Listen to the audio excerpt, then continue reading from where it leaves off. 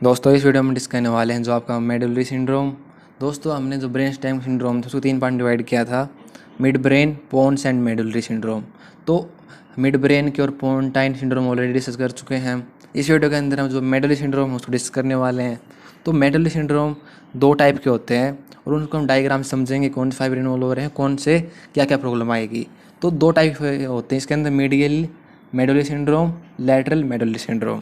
तो इसके अंदर क्या पता होना चाहिए, जो मिडिल साइड है ये वाला, यदि ये इन्वॉल्व होता है, ये आपके फाइबर और न्यूक्लियस इन्वॉल्व होते हैं तो मिडिल मेडुलरी। लैटरल साइड वाला ये वाला इन्वॉल्व हो रहा है तो लैटरल मेडुलरी। तो यदि हमें ये पता चल जाए कि कौन से चीज़ें इसके अंदर इन्वॉल्व हो रही हैं तो उसके क्रॉसपोर्डिंग जो एक्शन है उनको हम बंद कर देंगे, जिसकी वजह से जो फीचर आती हैं सिंड्रोम के अंदर वो आ जाएंगे।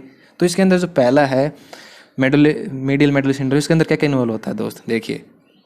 नंबर 1 जो चीज़ आती है वो आपकी जो ये 12th नर्व है, 12th नर्व देखिए वाली, ये आपके मिडिल मेडुलरी सिंड्रोम के अंदर पहली चीज़ है जो इन्वॉल्व होती है। उसके बाद जो आपका ये वाला है, ये वाला पार्ट, ये क्या है, मीडियल लेमनिस्कस।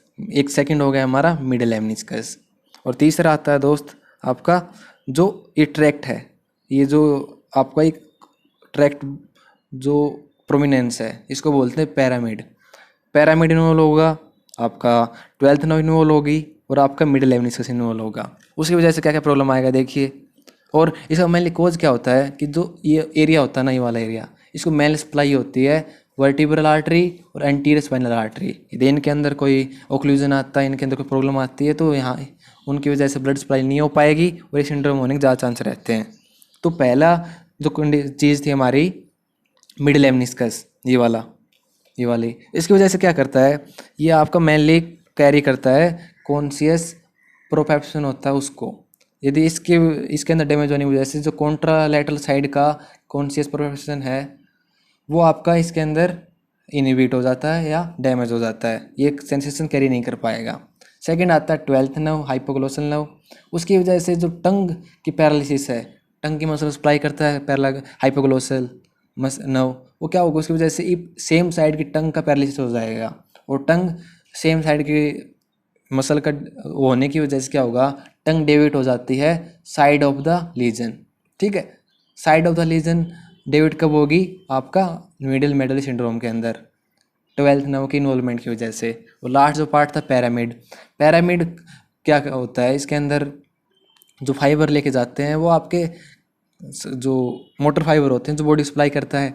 इसकी वजह से क्या होगा, जो कॉन्ट्रालैटरल हेमिप्लेजिया, इसके डैमेज होने की वजह से होता है।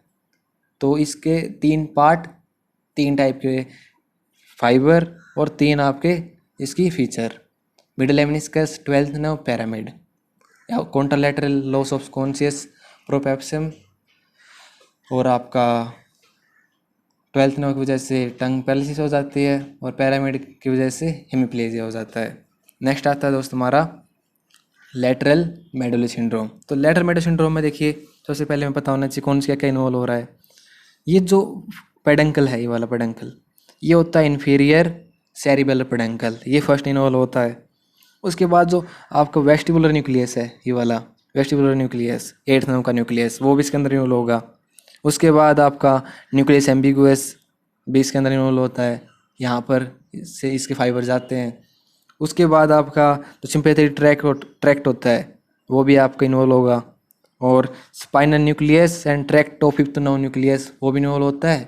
और आपका लास्ट है स्पाइनल लेमनिस्कस, ये आपके इन्वॉल्व होता है। तो इसके अंदर हम 6 टाइप के फाइबर, 5 ये इसके अंदर ये न्यूक्लियर फाइबर और एक आपका इन्फीरियर सेरिबेलर पेडंकल, 6 चीज़ें आपके इसके अंदर इन्वॉल्व होती हैं।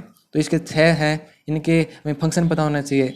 तो इन्फीरियर सेरिबेलर पेडंकल की वजह से सेरिबेलम का मेन फंक्शन है आपका पोस्चर और बैलेंस होता है, इसकी वजह से इप्सिलेटर अटैक्सिया हो जाएगा। वेस्टिबुलर न्यूक्लियस के वजह से क्या होता है कि जो मेन वेस्टिबुलर न्यूक्लियस का काम होता है वो होता है आपका बैलेंसिंग और जो मेंटेनेंस है आपका बॉडी में, उसको बॉडी बैलेंस का। उसकी वजह से क्या होगा, इसके फ्रैक्चर, इसके काम ना करने की वजह से निस्टैगमस, वोमिटिंग, वर्टिगो, इसकी वजह से होता है। न्यूक्लियस एम्बिगस होता है, वो क्या होता है, उसका मेन फंक्शन क्या होता है कि जो आपका गैग रिफ्लेक्स भी आपका न्यूक्लियस एम्बिगुअस कंट्रोल करता है, जो 10th नर्व होती है। और 3 नर्व इसके अंदर मिलके जो भी बनाते हैं, 3 नर्व को न्यूक्लियस होता है। तो उनमें से पहला जो है वो उसकी वजह से क्या प्रॉब्लम आएगी, इप्सिलैटरल बल्बर पैरालिसिस। वो आपका, लेकिन इसके अंदर टंग मसल इन्वॉल्व नहीं होते हैं, क्योंकि टंग मसल सप्लाई करता है 12th नर्व, और इसके अंदर 12th नर्व का कंपोनेंट नहीं होता। इसके अंदर 11th 10th और 9th का कंपोनेंट होता है। 9th 10th 11th का न्यूक्लियस होता है, उसी को न्यूक्लियस एम्बिगुअस बोलते हैं।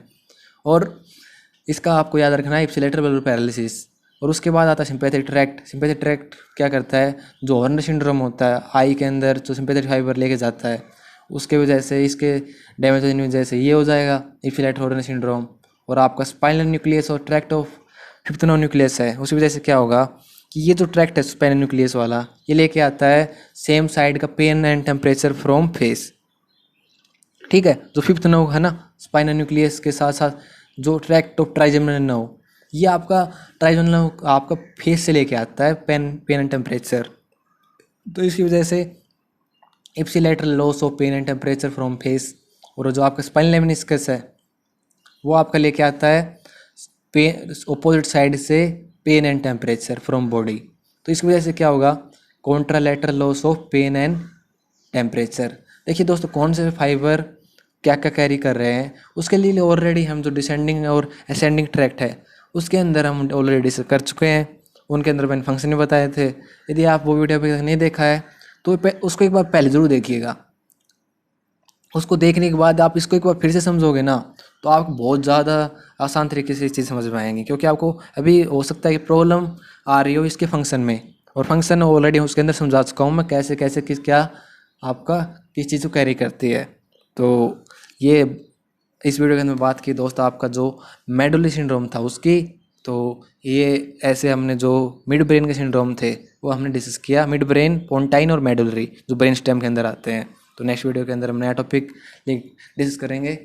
तो अभी तक आप वीडियो देख रहे हो तो दोस्त सब्सक्राइब और लाइक करना बिल्कुल ना भूलें। अपने दोस्तों के साथ शेयर भी कर सकते हो इस वीडियो को, जिससे उनको भी हेल्प हो जाएगी और ये वीडियो यूट्यूब बाकी लोगों को रिकमेंड करेगा।